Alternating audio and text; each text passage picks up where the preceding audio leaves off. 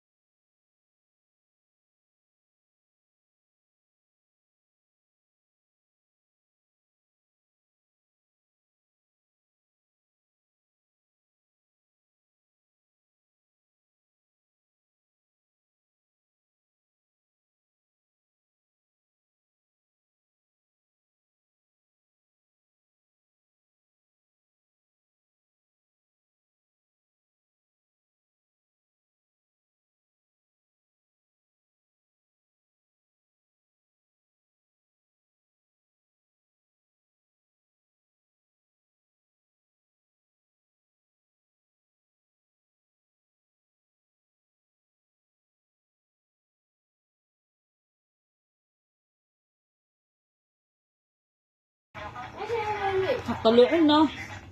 كروسها برا دوينه كرغد كرغد كرغد نكسو